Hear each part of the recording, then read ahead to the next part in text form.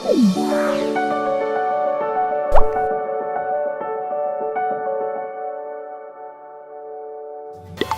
jemaat Tuhan, senang bisa berjumpa dengan Bapak Ibu Saudara. Semoga kita semua dalam kondisi yang baik ya. Sesaat lagi kita akan bersama-sama beribadah lewat tayangan video berikut. Dan saat beribadah nanti, Tuhan mengajak kita semua untuk beribadah dengan segenap hati dan juga dengan segenap jiwa kita. Seperti yang tertulis dalam firman Tuhan di Ulangan 10 ayat 12b. Beribadah kepada Tuhan Allahmu dengan segenap hatimu dan dengan segenap jiwamu. Meskipun sekarang cara beribadah kita telah berubah, mengingat situasi dan kondisi lingkungan, namun kesungguhan hati dan takut akan Tuhan gak boleh berubah ya. Mari ajak keluargamu dan persiapkan diri kita untuk beribadah. Ikuti acara ibadah mulai dari pujian penyembahan, mendengarkan dan mencatat firman Tuhan, serta saling mendoakan di tengah keluargamu ya. Beribadah dengan sungguh-sungguh akan mendatangkan kuasa dan kekuatan untuk setiap kita. Selamat beribadah.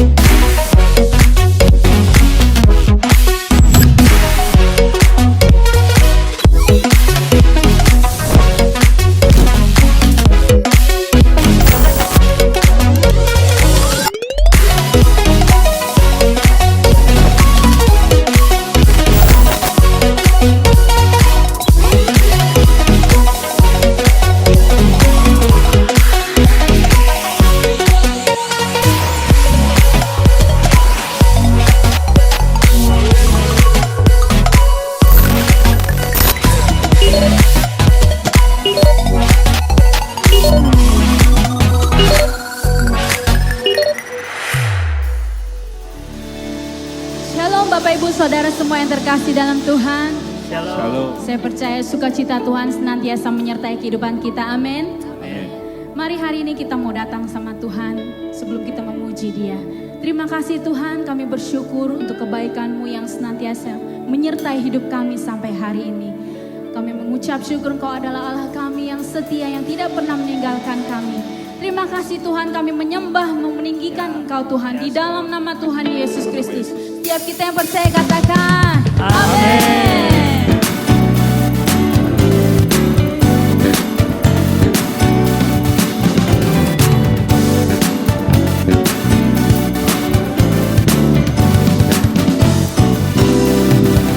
Apa yang tak pernah dilihat mata, yang tak pernah didengar telinga, yang tak pernah timbul di dalam hati, semua disediakannya bagi yang mengasihi Dia. Katakan sekali lagi, apa yang tak pernah dilihat mata, yang tak pernah didengar telinga,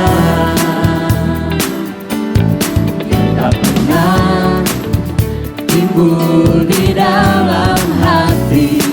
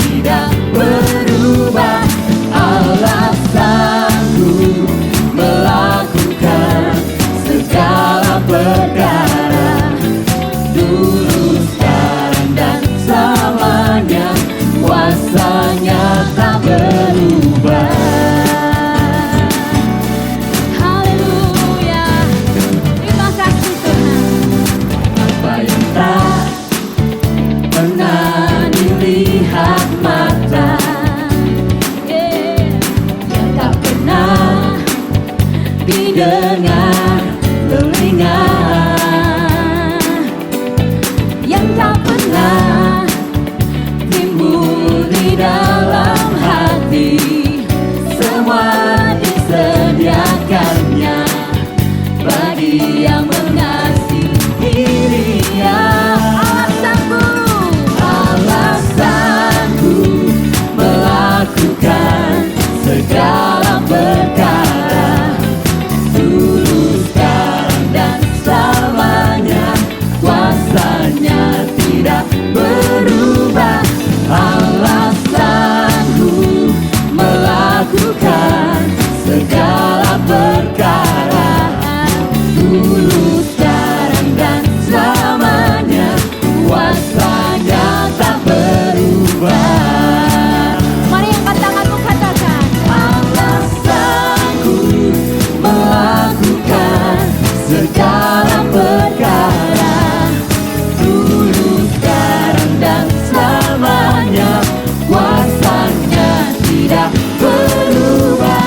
Alasanku melakukan segala perkara, dulu, sekarang, dan selamanya, kuasanya tak berubah. Dulu, sekarang, dan selamanya, dulu, sekarang, dan selamanya, dulu, sekarang, dan selamanya, kuasanya tak berubah.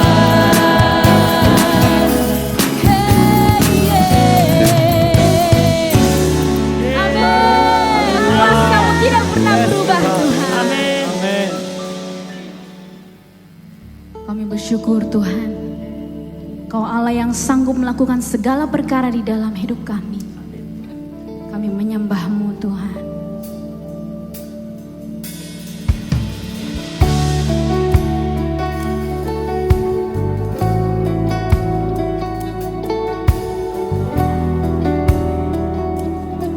Kami datang kepadamu.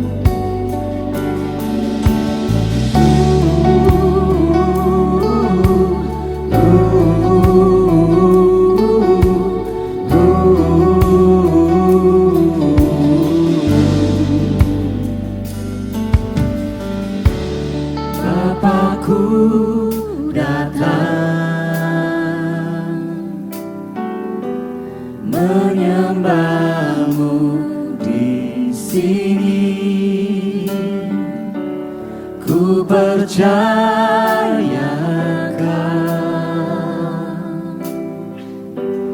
ada bagiku.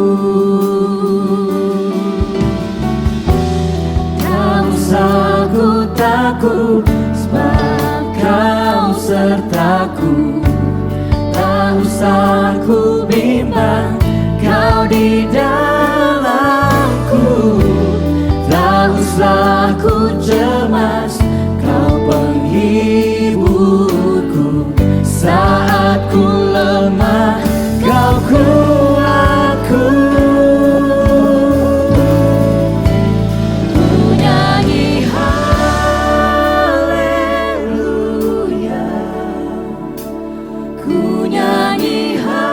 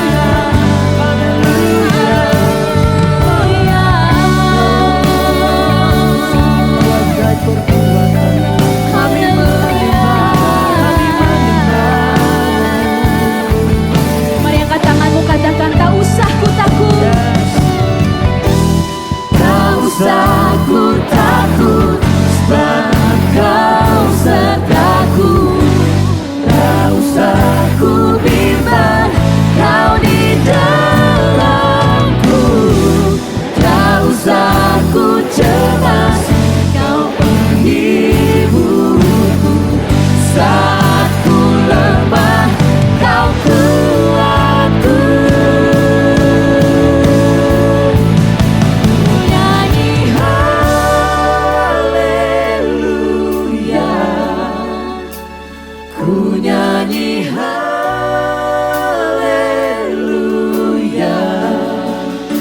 Sungguh kau hebat, ajaib perkasa, perbuatanmu. Ku nyanyi haleluya.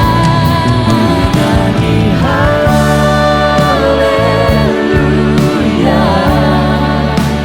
Ku nyanyi haleluya.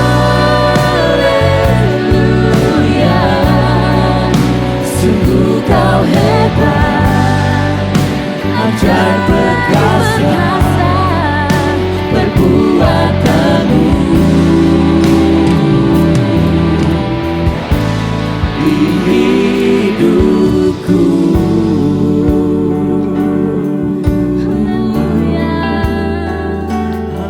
Ajaib perbuatanmu Tuhan. Kami tak perlu takut, kami tak akan gentar, sebab kau ada bersama dengan kami. Oh, kau sumber kekuatan kami, sumber penghiburan kami, tempat perlindungan kami.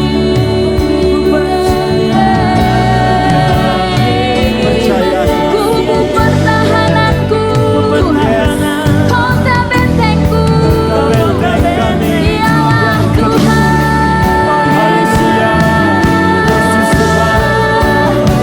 Sebab itu ku takkan takut, aku takkan gentar, sebab tangannya menopangku. Sekalipun gunung-gunung beranjak dan bukit-bukit bergoncang, tapi kasih setiamu Tuhan tetap untuk selama-lamanya. Kami percaya, kami percaya. Kami percaya, kami percaya.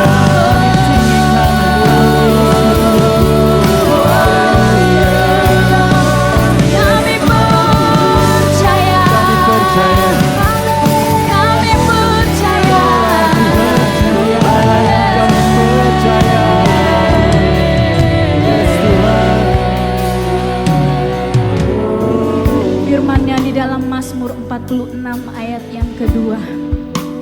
Allah itu bagi kita tempat perlindungan dan kekuatan, sebagai penolong dalam kesesakan, sangat terbukti.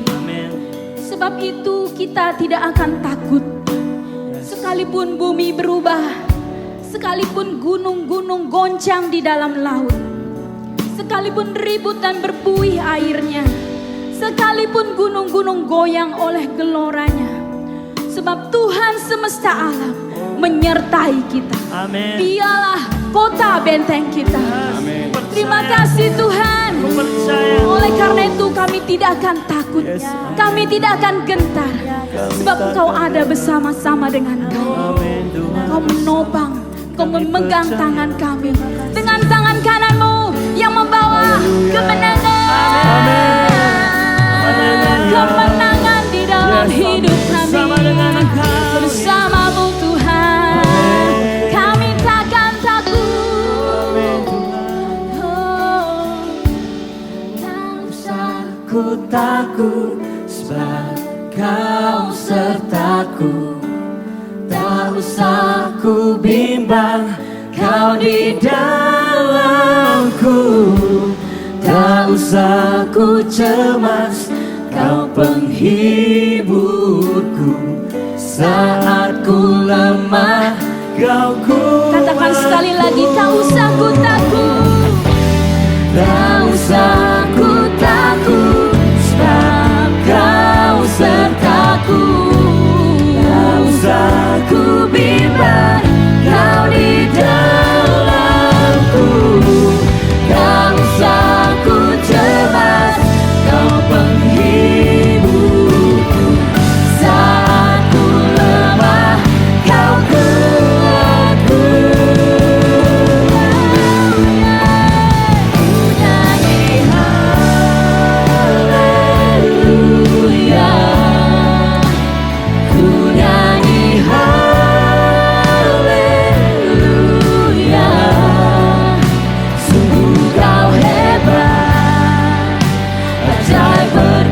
berkuasa berbuat teguh. Haleluya, ku nyanyi haleluya,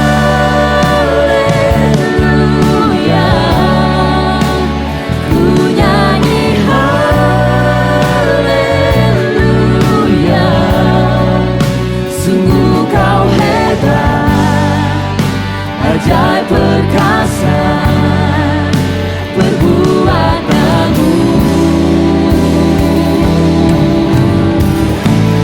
Di hidupku. Haleluya, ajaib perbuatan-Mu Tuhan. Terima kasih Tuhan.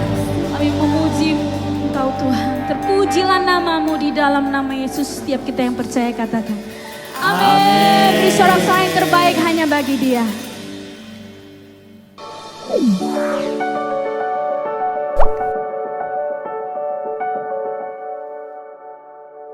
Shalom jemaat yang Tuhan kasihi, saudara masih tetap semangat mengikuti seri kita, yaitu hidup tegar di masa sukar.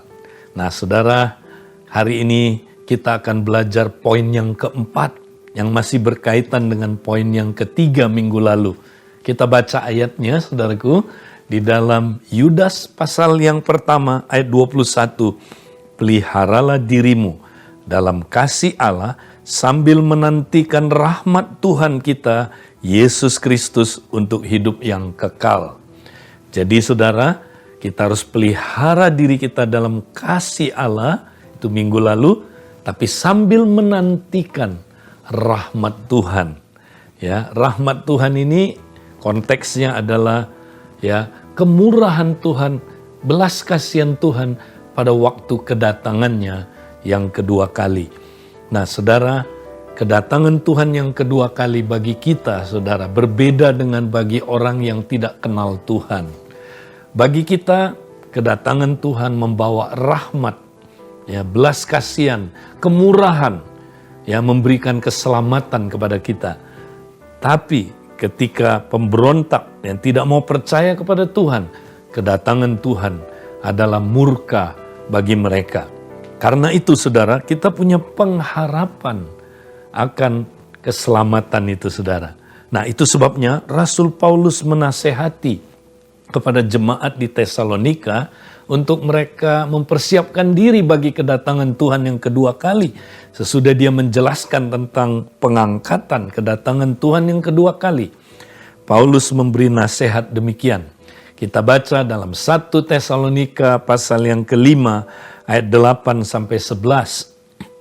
Tetapi kita yang adalah orang-orang siang, baiklah kita sadar, berbaju jirahkan iman dan kasih, dan berketopongkan pengharapan keselamatan.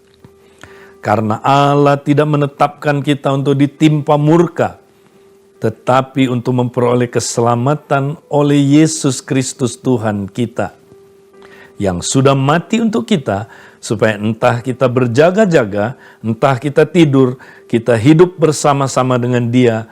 Karena itu, nasihatilah seorang akan yang lain, dan saling membangunlah kamu seperti yang memang kamu lakukan. Nah saudara, kalau kita lihat ayat ini saudara, Paulus memberitahukan kepada jemaat di Tesalonika supaya mereka bergantung ya kepada pengharapan akan keselamatan. Bahkan di dalam Roma 5, Paulus mengatakan hendaklah kita bermegah dalam pengharapan akan kemuliaan. Ya, artinya apa saudara? Artinya setelah kita diselamatkan oleh karena kasih karunia, maka kita boleh bermegah akan pengharapan keselamatan yang akan datang waktu Yesus kembali saudaraku menjemput kita. Kenapa? Karena ya keselamatan itu anugerah Tuhan. Itu sebabnya kita bisa bermegah pada pengharapan keselamatan itu. Kalau kasih karunia, kalau keselamatan adalah perbuatan manusia, kita nggak bisa bermegah. Kenapa? Karena belum tentu kita selamat, saudaraku. Belum tentu Ya, kita bisa saudara bertahan sampai akhir dengan kekuatan kita. Kenapa? Karena bergantung kepada kekuatan kita. Tidak ada manusia yang sanggup menghadapi penderitaan yang begitu berat yang akan terjadi pada hari-hari yang terakhir ini, saudara. Nah, karena itu saudara, bagaimana kita bisa bermegah dalam pengharapan akan keselamatan pada kedatangan Tuhan yang kedua kali? Nah, Paulus berkata, hendaklah kita saudara ya berbaju jirahkan iman dan kasih dan berketopongkan pengharapan keselamatan. Artinya gini saudara, kita harus lindungi diri kita dari serangan-serangan pikiran yang mengerikan, yang menakutkan, ya, dengan apa saudara? Dengan iman, kasih. Ya, itu sudah kita bahas minggu yang lalu, tapi hari ini kita mau bahas tentang ya, ketopong pengharapan, saudaraku.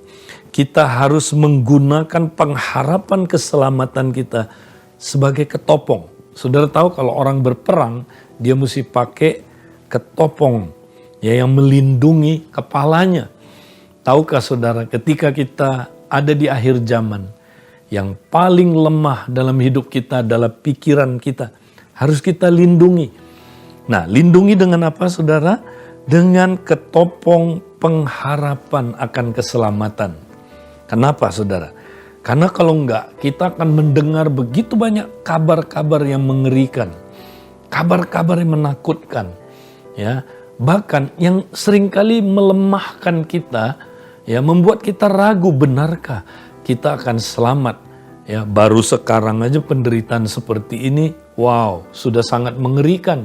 Apalagi kita dengar, saudara, itu pendeta anu, ya, itu orang yang sangat berohani, orang yang sungguh-sungguh, mati juga kena COVID-19. Gereja ini, wow, gereja yang confess firman Tuhan, berbahasa roh, ya, hidup di dalam kesungguhan, merenungkan firman Tuhan, mati juga. Nah, saudara, hal ini membuat kita ragu. Apakah betul, saudaraku, kita akan melewati masa sukar ini dan kita selamat bertemu dengan Tuhan? Nah, untuk itu, saudara, kita hari ini, saudara, harus benar-benar belajar apa kepastian keselamatan yang Tuhan janjikan bagi kita, ya, waktu kedatangan yang kedua kali. Sebab itu, saudara, saya mau menunjukkan kepada saudara ada 7 janji Tuhan, saudara, untuk orang-orang percaya bahwa kita pasti selamat, ya, di hari-hari yang sangat mengerikan ini sampai kedatangannya yang kedua kali. Mari kita lihat apa kepastian keselamatan bagi orang-orang pilihan Allah. Saudara percaya kita orang pilihan Allah? Dari mana kita tahu? Kalau kita bisa percaya Tuhan, artinya kita dipilih oleh Tuhan. Ya, sebab itu saudara, bersyukurlah kalau saudara bisa percaya kepada Tuhan. Bukan kamu yang memilih aku, kata Tuhan, aku yang telah memilih engkau untuk pergi berbuah dan buahmu tetap. Ya, Tuhan yang pilih kita, saudara, bukan kita yang pilih dia. Nah, karena itu kalau kita orang pilihan, apa janji Tuhan buat orang pilihan? Nah, mari kita lihat, saudaraku. Yang pertama, orang pilihan pasti bebas dari penyesatan nabi-nabi palsu. Kalau saudara baca dalam Markus 13 ayat 22. Sebab Mesias-Mesias palsu dan nabi-nabi palsu akan muncul dan mereka akan mengadakan tanda-tanda dan mujizat-mujizat dengan maksud sekiranya mungkin menyesatkan orang-orang pilihan. Nah, saudara, di sini ya, si musuh setan mencoba sekiranya mungkin menyesatkan orang-orang pilihan. Artinya apa? Nggak mungkin, saudara. Ya, mereka mau coba, ya, tapi mereka gagal. Kenapa, saudaraku? Karena Tuhan melindungi orang-orang pilihan. Karena kalau Tuhan tidak melindungi, orang pilihan disesatkan, orang pilihan binasa. Saudara, Tuhan berjanji melindungi saudara, orang-orang pilihan Allah. Haleluya. Yang kedua, kita lihat, orang pilihan pasti bertahan di masa kesukaran yang paling berat di akhir zaman ini. Kalau kita lihat dalam Markus 13 ayat yang ke-20, dan sekiranya Tuhan tidak mempersingkat waktunya, maka dari segala yang hidup tidak akan ada yang selamat. Tetapi oleh karena orang-orang pilihan yang telah dipilihnya, Tuhan mempersingkat waktunya. Tahukah saudara, penderitaan ini nggak panjang, saudara. Ya, kita tahu ya sekitar 3,5 tahun atau lebih sedikit, saudara. Ya, sebelum masa penderitaan yang berat sekali itu akan dialami oleh saudaraku orang-orang pilihan. Nah, Tuhan bilang begini, saudara. Karena orang-orang pilihanlah, maka waktu itu dipersingkat. Jadi Tuhan sudah takar penderitaan yang harus dialami, saudaraku, oleh orang-orang pilihan itu tidak sampai membuat dia, saudaraku, tidak selamat, tapi dia pasti selamat. Kenapa, saudara? Tuhan sudah takar. Ya, Tuhan tahu batasnya, saudara. Oleh karena orang-orang pilihan, kita pasti bisa melewati masa sukar ini. Itu sebabnya ini jaminan yang kedua, saudaraku.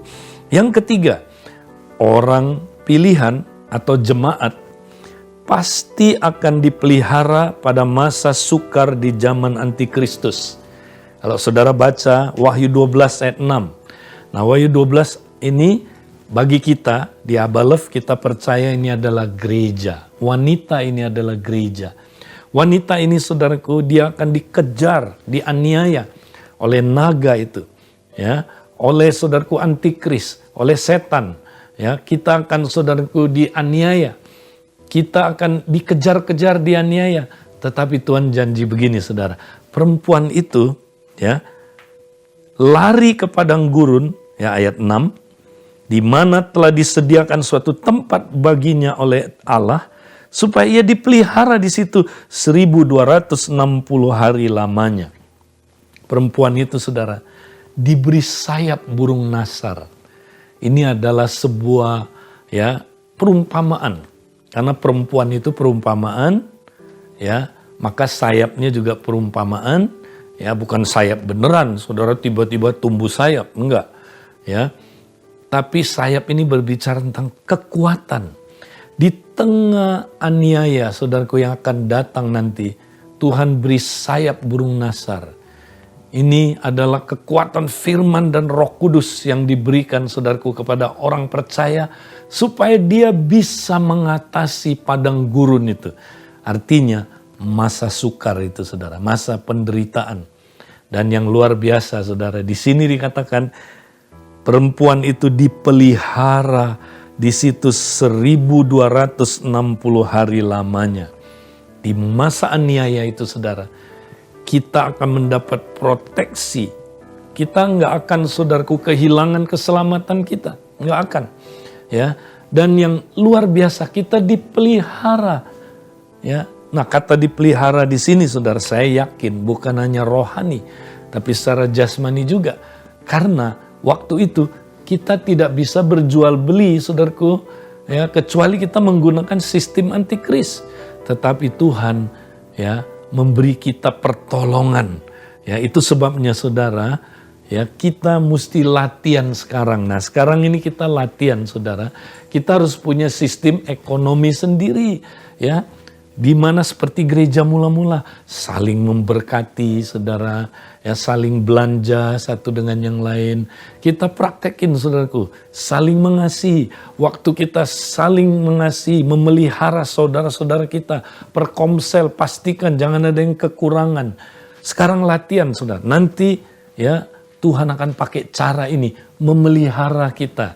Ingat, saudara, kita nggak akan kekurangan. Karena, saudaraku, ini janji Tuhan. Inilah pengharapan akan keselamatan yang Tuhan berikan kepada kita. Sebab itu, saudara, kita terus lakukan sekarang ini.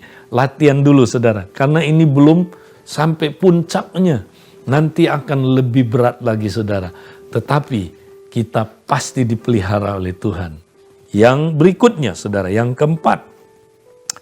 Orang pilihan yang namanya sudah tertulis dalam kitab kehidupan pasti tidak akan menyembah antikris. Pasti, saudara. Kenapa? Wahyu 13 katakan demikian. dan semua orang yang diam di atas bumi akan menyembahnya, ya. Yaitu setiap orang yang namanya tidak tertulis sejak dunia dijadikan dalam kitab kehidupan dari anak domba yang telah disembelih. Jadi saudara, ya, seluruh dunia ini, ya, akan menyembah antikris, saudaraku. Ya, kecuali satu jenis orang saja yang tidak akan menyembah dia dan patungnya, saudara. Siapa? Orang yang namanya tertulis dalam kitab kehidupan. Artinya apa, saudaraku? Artinya orang yang sudah dipilih Tuhan, itu namanya, saudaraku, sudah tercatat ya di dalam kitab kehidupan. Mereka nggak akan pernah menyembah antikris dan patungnya, nggak akan, saudara. Ini jaminan. Ya, Tuhan memastikan kita akan, saudaraku, hanya menyembah Allah yang hidup. Kita tidak akan menyembah, ya, saudaraku, antikris. Ini jaminan buat kita. Yang kelima, kita lihat lagi, saudara. Orang pilihan pasti bertahan imannya menghadapi aniaya dan penderitaan masa antikris. Ya, kita lihat apa yang terjadi di zaman antikris, saudara. Nah, Wahyu pasal 13 ayat 9 sampai 10 mengatakan ternyata orang-orang kudus masih ada di zaman antikris. Tidak diberi catatan, dibilang, ya, oh sebagian sudah diangkat. Enggak. Semuanya orang kudus masih ada bersama-sama dengan antikris. Ya. Nah, mari kita lihat waktu itu apa yang terjadi. Antikris akan berperang melawan orang-orang kudus. Dan mengalahkannya, diizinkan, saudaraku, oleh Tuhan. Ya. Nah, apa yang terjadi, saudara? Ayat 9 kita baca, saudara. Sebagian orang akan dibunuh dan akan, saudaraku, ya, masuk penjara. Nah, mari kita lihat ayat 9 pasal 13. Barang siapa bertelinga hendaklah ia mendengar. Barang siapa ditentukan untuk ditawan, ia akan ditawan. Barang siapa ditentukan untuk dibunuh dengan pedang, ia harus dibunuh dengan pedang. Yang penting di sini adalah ketabahan dan iman orang-orang kudus. Nah, orang kudus disuruh tabah, sabar, bertahan. Ya, kenapa kita bisa bertahan, saudara? Karena Tuhan, ya, sudah menuliskan di sini, saudara. Ya, kita nggak usah takut. Bagaimana kalau nanti saya masuk penjara, Pak Edi? Kalau saya dibunuh bagaimana? Nah, dengar, saudara. Ayat ini Tuhan mau kita dengar. Barang siapa bertelinga hendaklah dia mendengar. Kalau Tuhan ngomong begini, itu artinya prinsipnya sangat penting untuk diperhatikan. Nah, apa prinsipnya, saudara? Barang siapa ditentukan untuk ditawan, ia akan ditawan. Ya, ada kata ditentukan, saudara? Oke. Barang siapa ditentukan untuk dibunuh dengan pedang, ia harus dibunuh dengan pedang. Jadi, saudara, orang nanti di zaman antikris, kalau dia ditawan masuk penjara, itu karena udah ditentukan. Ya, kalau orang nanti akan dibunuh di zaman antikris, itu udah ditentukan. Saudara masih ingat waktu meterai kelima dibuka, saudara, maka kelihatanlah orang-orang yang dibunuh. Ya, mereka, saudaraku, kepalanya ada yang dipancung, mereka dibunuh. Saudaraku, mereka itu berseru di tahtanya Allah, Tuhan, kapankah Tuhan kau membalaskan kejahatan, ya, yang karena mereka, ya, membunuh kita? Kapan Tuhan kau membalaskan kejahatan orang-orang ini? Tuhan bilang begini, tunggu sampai jumlah orang yang ditentukan, ya, untuk mati syahid genap. Ya, jadi, saudara, orang yang mati syahid itu udah ditentukan. Ya, jadi kalau saudara nggak ditentukan mau daftar juga nggak boleh. Ya, coba ada yang mau daftar mati syahid, saudara, nggak bisa, udah ditentukan. Orang nanti masuk penjara itu udah ditentukan. Ini yang disebut karunia penderitaan, saudara. Ini yang disebut karunia mati syahid. Jadi ada orang nanti dapat karunia menderita, saudara. Dia menderita bagi Kristus, harus masuk penjara. Ya, ada yang mati bagi Kristus. Ya, ini karunia.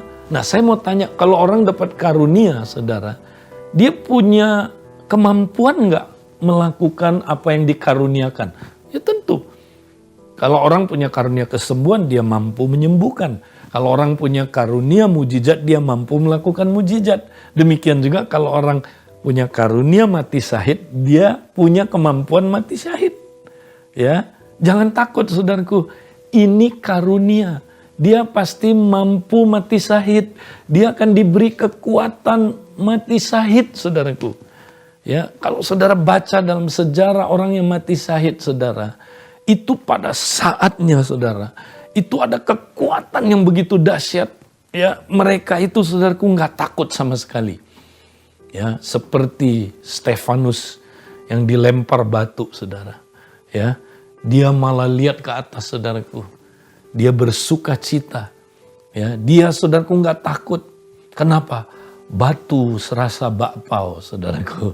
Ya, dia berseru, Tuhan, ampunilah mereka. Karena mereka tidak tahu apa yang mereka lakukan. Saudara, itu karunia. Dahsyat banget. Jadi jangan takut. Ya, ini karunia. Kalau diberikan kepada seseorang, dia pasti bisa melakukannya. Cuman karunia ini bedanya begini. Hanya bisa dipakai sekali aja, saudara. Ya, nah jadi kita kalau diberi karunia, kita pasti akan mampu untuk mati syahid. Cuman jangan bilang begini, kayaknya yang di sebelah saya punya karunia mati syahid deh. Jangan begitu, saudara. Karena nggak ada yang tahu. Kecuali beberapa hamba Tuhan diberitahu. Seperti Paulus, dia diberitahu. Ya, bahwa dia akan mati syahid. Ya, Tuhan berdaulat. Ya, dia tahu kalau saudara ya diberitahu sekarang, mungkin saudara nggak siap, Tuhan nggak akan beritahu. Tapi nanti waktunya, saudara, kita pasti siap. Nah, kalau kita nggak mati syahid, nggak dipenjara, apa yang terjadi, saudara? Apakah antikris punya kuasa atas kita? Kita baca dalam Lukas, saudara. Ya, Lukas 21 ini hal yang sama ditulis dalam ayat 16 sampai 19. Dan kamu akan diserahkan juga oleh orang tuamu, saudara-saudaramu, kaum keluargamu, dan sahabat-sahabatmu, dan beberapa orang, jadi nggak semuanya, beberapa orang di antara kamu akan dibunuh. Nah, ini yang mati syahid. Ya, ada yang tadi diserahkan mungkin dianiaya dan sebagainya. Kamu akan dibenci semua orang karena namaku. Nah, kalau saudara nggak punya karunia masuk penjara dan mati syahid, apa yang terjadi? Ini jaminannya, ini luar biasa. Ya, dia bilang, tetapi tidak sehelai pun dari rambut kepalamu akan hilang. Kalau kamu tetap bertahan, kamu akan memperoleh hidupmu. Jangan takut, saudara. Kalau kita nggak mati syahid, kalau kita nggak dipenjara, sehelai rambut aja antikris nggak punya kuasa ambil dari saudara. Kenapa? Karena Tuhan lebih dahsyat dari antikris. Siapa antikris? Antikris cuma berapa pasal di dalam kitab Wahyu. Tapi semuanya adalah tentang Kristus sejati. Kristus yang adalah Raja di atas segala Raja. Tuhan di atas segala Tuhan. Dia melindungi kita, saudara. Kalau kita nggak mati syahid, nggak masuk penjara, kita pasti nggak akan binasa. Kita nggak akan bisa disentuh oleh antikris, saudara. Nah, berikutnya. Yang keenam. Orang pilihan pasti dilindungi dari murka Allah yang menimpa orang-orang yang tidak mau bertobat dan yang menyembah antikris dan patungnya. Ya, kalau kita lihat tadi di Tesalonika pasal 5 ayat 10, masih ingat, saudara? Ya, tadi dikatakan karena Allah tidak menetapkan kita untuk ditimpa murka, tetapi untuk memperoleh keselamatan oleh Yesus Kristus Tuhan kita, yang sudah mati untuk kita, supaya entah kita berjaga-jaga, entah kita tidur, kita hidup bersama-sama dengan Dia. Saudara, nanti ada waktunya, saudara. Sebelum Yesus kembali, saudara, tuaian besar itu akan dituai. Sebagian untuk ya masuk ke dalam saudaraku keselamatan yang kekal. Tapi sebagian yang menolak Yesus, yang tidak mau percaya, ya kita baca saudaraku, yang menyembah patung-patung binatang itu, Wahyu 14 ayat 9 sampai 12. Dan seorang malaikat lain, malaikat ketiga menyusul mereka dan berkata dengan suara nyaring, jikalau seseorang menyembah binatang dan patungnya itu dan menerima tanda pada dahinya, pada tangannya, maka ia akan minum dari anggur murka Allah yang disediakan tanpa campuran dan cawan murkanya, dan ia akan disiksa dengan api dan belerang di depan mata malaikat-malaikat kudus dan di depan mata anak domba. Maka asap api yang menyiksa mereka naik ke atas sampai selama-lamanya, dan siang malam mereka tidak henti-hentinya disiksa, yaitu mereka yang menyembah binatang dan serta patungnya itu. Dan barang siapa yang telah menerima tanda namanya, yang penting di sini ialah ketekunan orang-orang kudus yang menuruti perintah Allah dan iman kepada Yesus. Saudara dengar, ya, nanti saudara, orang percaya dilindungi saudara, secara total. Ya, kalau saudara baca sangkakala awal, orang percaya masih mengalami bersama-sama dengan orang tidak percaya saudara. Tapi sangkakala tertentu ke atas, Tuhan lindungi kita total. Nah, waktu itulah Mazmur 91 digenapi sepenuhnya saudara. Sebenarnya Mazmur 91 di situ digenapinya. Cuman sayang orang Kristen yang gak mengerti menafsirkannya, mereka pikir itu mulai dari sekarang penggunaan Mazmur 91. Makanya banyak yang kecewa. Kenapa banyak orang confess ayat ini saudara? Nggak terjadi. Dia confess ayat ini setiap kali kena COVID juga saudara. Karena belum waktunya saudara. Mazmur 91, nah ini waktunya. Nanti kalau saudara mau memperdalam, ya tengah minggu ini ya saya telah mengeluarkan sebuah pengajaran tentang Mazmur 91 dan juga bahasa roh, apakah dapat menangkal COVID-19. Nanti saudara pelajari lebih mendalam lagi supaya nggak kecewa. Nanti saudara, pada waktu sangkakala yang menghukum dunia ini datang, waktu itu sebelah kiri kita ya rebah sekian, sebelah kanan kita rebah sekian, kita nggak kena. Saudaraku, binatang-binatang yang mengerikan, yang menyiksa manusia, yang gigitannya begitu menyiksa, sampai manusia cari mati lari dari mereka. Itu nggak kena kepada orang-orang pilihan Allah. Itu hanya orang yang menyembah kepada binatang itu. Mereka akan kena. Ya, semua murka Allah itu dicurahkan, saudaraku. Nanti batu-batu yang jatuh dari langit. Bayangkan hujan batu, saudaraku.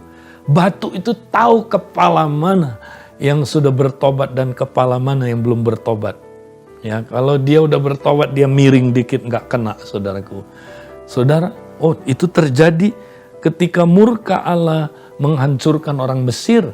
Ya, ketika saudaraku tulah pertama, ketiga orang Israel masih ngalamin.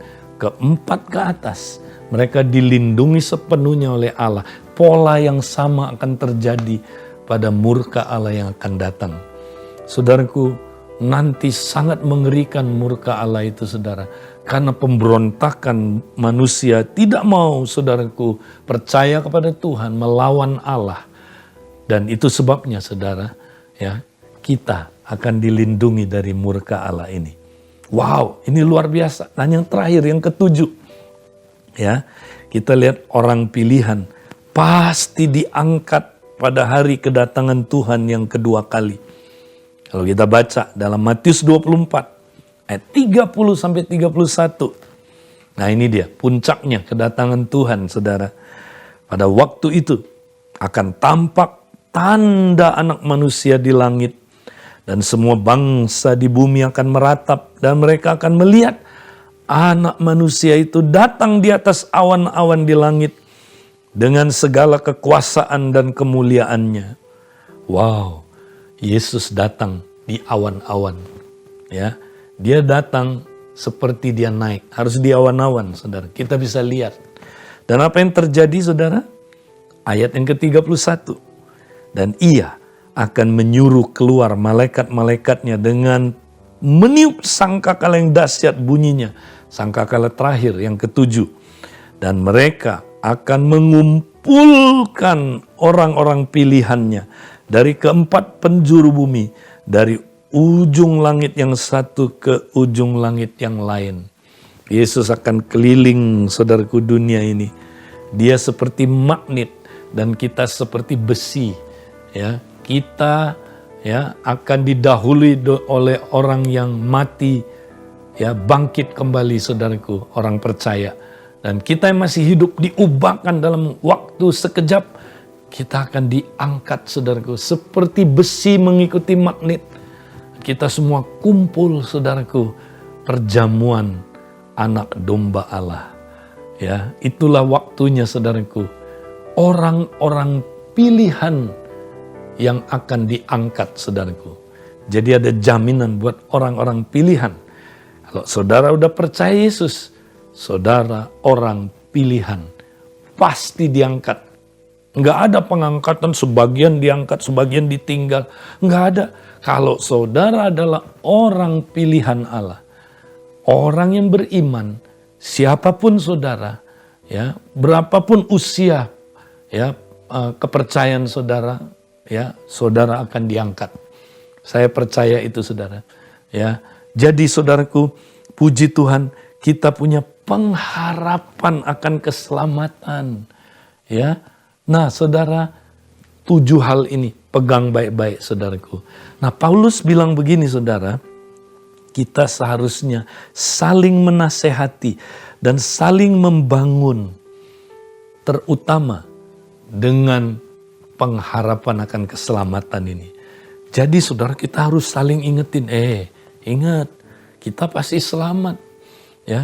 Karena kita orang pilihan Tuhan, pengharapan akan keselamatan. Mari kita bermegah akan pengharapan keselamatan kita. Kenapa? Karena keselamatan bukan hasil perbuatan. Kalau hasil perbuatan, saudaraku, kita nggak bisa bermegah. Kenapa? Karena manusia lemah. Tapi saudara, keselamatan itu karena anugerah Tuhan yang besar kepada kita. Janji Tuhan, kita pasti selamat pada waktu kedatangannya yang kedua kali. Miliki pengharapan akan keselamatan ini. Lindungi pikiran saudara dengan ketopong pengharapan keselamatan ini. Supaya saudara jangan lemah di hari-hari ini. Nah, yang kedua dan yang terakhir hari ini. Bagaimana kita mempraktekkan hidup berjaga-jaga di masa sukar ini di akhir zaman. Paulus memberikan tipsnya. Kita lanjutkan, saudara. Ini menarik sekali. 1 Tesalonika 5 ayat 16 sampai 22. Dan dia bilang begini, saudara. Bersukacitalah senantiasa. Tetaplah berdoa. Mengucap syukurlah dalam segala hal. Sebab itulah yang dikehendaki Allah di dalam Kristus Yesus bagi kamu. Janganlah padamkan roh. Dan janganlah anggap rendah nubuat-nubuat. Ujilah segala sesuatu, peganglah yang baik. Jauhkanlah dirimu dari segala jenis kejahatan. Nah, saudara, ada 3 hal yang kita harus praktekkan secara praktis. Bagaimana kita sebagai orang terang hidup berjaga-jaga sampai kedatangan Tuhan yang kedua kali. Saya dengan cepat menerangkan 3 hal ini, tapi kita akan fokus yang pertama hari ini. Bersukacita dan berdoa dalam roh senantiasa dengan pengucapan syukur dalam segala hal. Ini yang pertama. Yang kedua, tidak memadamkan roh dengan memperhatikan dan menguji nubuat-nubuat. Nah, yang terakhir, jauhkanlah diri kita dari kejahatan. Jangan sampai kita menyembah berhala. Jangan sampai kita, saudaraku, terikat dengan cinta uang. Tapi kita mau jaga terus. Poin pertama yang paling penting adalah kita mesti, saudaraku, hidup berdoa senantiasa. Di hadirat Tuhan, saudara. di dalam pengucapan syukur senantiasa. Ini penting, saudara. Nah, ini yang saya sebut, saudaraku, ya, kita hidup di hadirat Tuhan, ya, lewat doa penyembahan yang senantiasa di hadiratnya. Kalau saudara ada yang pernah mendengar pengajaran Touching Heaven, Changing Life, itu dia. Tuhan mau kita, saudara, di akhir zaman, kita tinggal di hadirat Tuhan, ya, senantiasa. Ya, bagaimana caranya, saudara? Mudah sekali. Ya, belajar menyembah Tuhan, mengucap syukur kepada Dia dalam segala hal yang kita alami dalam hidup kita, saudara. Ya, dikatakan, ya, hendaklah kita apa, saudara? Ya, mengucap syukurlah dalam segala hal. Dalam segala hal. Jadi, praktekkan ini, saudara. Ketika kita lockdown ini, praktekkan kita mengucap syukur, ya, dalam segala hal. Dalam apa, saudara? Hubungan suami istri, hubungan dengan anak, hubungan dengan saudara seiman, dalam, saudaraku, bisnis kita, pekerjaan kita, dalam kita melakukan, ya, kehidupan sehari-hari, dalam kita jadi seorang bapak, dalam kita menjadi seorang ibu, menjadi anak, ya, menjadi apa, saudaraku, ya, menjadi orang tua yang baik, ya, kita praktek tinggal di hadirat Tuhan. Ini namanya Coram Deo. Nah, caranya mudah, saudaraku. Saya mau dorong saudara praktekkan ini. Dan itu dahsyat sekali, saudara. Saudara akan tinggal di hadirat Tuhan dan membangun keintiman dengan Tuhan. Wow. Ya. Nah, gini, saudara. Mulai dari kalau saudara ada masalah-masalah, ada konflik, ada godaan-godaan, ada persoalan-persoalan, gunakan hal-hal itu untuk bersyukur. Jadi misalnya seorang pria tergoda untuk nonton, saudaraku, video porno di masa lockdown ini. Waktu pikiran itu baru muncul, langsung kita alihkan dengan mengucap syukur kepada Allah. Kemudian kita nyembah Tuhan. Ya, kalau saudara, kadang-kadang kita juga gunakan bahasa roh. Ya, kita nyembah Tuhan. Ya, doa dalam roh. Saudaraku, apa yang terjadi waktu saudara alihkan itu? Wow, saudara bangun keintiman. Nah, bayangkan, saudara, kalau kita terus-terusan praktek ini, saudara, wow, kita bisa membangun keintiman terus-terusan. Seorang pria yang masih muda dicobai, saudara, mungkin lebih dari 200 kali sehari kita tergoda untuk berpikir pikiran-pikiran yang tidak senonoh. Tapi kita gunakan itu, saudara, pencobaan itu untuk nyembah Tuhan. Ya. Nah, seorang ibu sama. Kalau kita tergoda untuk khawatir, ya, untuk takut masa depan nanti makan apa, saudara, gunakan itu kesempatan untuk nyembah Tuhan, bersyukur. Ketika kita praktek ini, saudara, wow, saudara akan alami keintiman, makin lama makin intim. Mulai dari keintiman reaktif, lewat pencobaan-pencobaan kesulitan yang kita alami, kita nyembah Tuhan. Nanti kita mencapai tingkat kedua, saudara, keintiman aktif. Nah, keintiman aktif itu bangun saat teduh, kita mulai nyembah Dia, bahasa roh. Ya, terus renungin firman. Terus, saudaraku, nyembah Dia. Ya, kalau kita lakukan keintiman reaktif, keintiman aktif, kita akan mencapai keintiman otomatis, saudara. Kalau ini udah jadi gaya hidup, ya, kalau saudara lakukan 41 hari, ya, jadi 2 kali siklus 21 hari, saudara akan mencapai, saudara, tingkat yang disebut otomatis. Ya, saudara udah otomatis karena udah jadi gaya hidup. Dan nanti saudara akan masuk tingkat keintiman yang disebut apa, saudaraku? Keintiman otomatis, di mana, saudara, ya, kita addicted. Kita itu apa, saudara? Ayat itu terjadi yang kesukaannya ialah merenungkan Taurat Tuhan siang dan malam. Kesukaan. Sampai menjadi tingkat kesukaan. Saudara, saya berdoa supaya ini saudara alami dalam hidup saudara. Ya, inilah yang disebut mencari kerajaan Allah dan kebenarannya. Ya, mencari pemerintahan Allah terus-terusan. Tinggal di hadiratnya, diperintah oleh Tuhan, oleh firman-Nya, ya, oleh kuasa roh-Nya, saudara, dan kebenaran, righteousness, hidup benar. Ya, kalau kita cari ini, saudara, saya percaya saudara hidup dalam kerajaannya, saudara tidak akan tergoncangkan. Dan jangan takut, segala hal Tuhan tambahkan kepada engkau. Keperluan-keperluanmu, Tuhan gak pernah biarkan kita hidup, ya saudaraku, kekurangan. Kerajaannya melindungi kita, memberikan kita kekuatan. Mari kita terus semangat praktekkan ini, saudara. Tuhan memberkati saudara.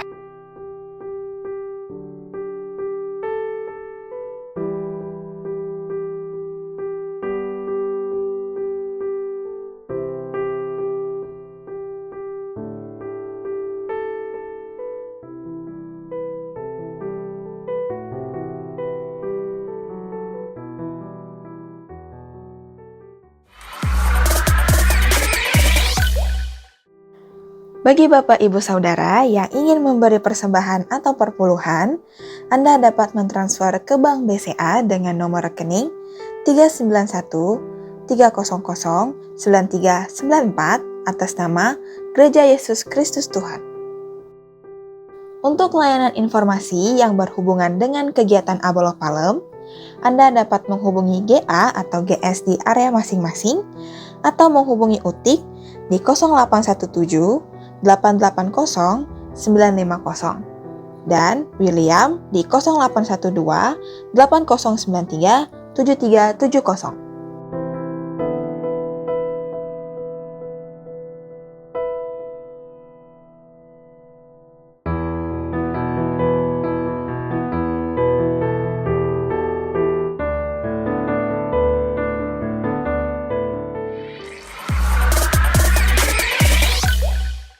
Mari Bapak Ibu yang dikasihi oleh Tuhan Yesus Kristus, kita akan akhiri ibadah kita pada hari ini dan terimalah berkat yang datang dari Tuhan. Diberkatilah engkau pada saat engkau keluar dan masuk, diberkatilah engkau di dalam setiap apapun yang engkau kerjakan, di dalam pekerjaanmu, dalam usahamu, dibuatnya berhasil. Terimalah berkat yang datang dari Tuhan hanya di dalam nama Allah Bapa, Yesus Kristus dan Roh Kudus. Haleluya. Amin.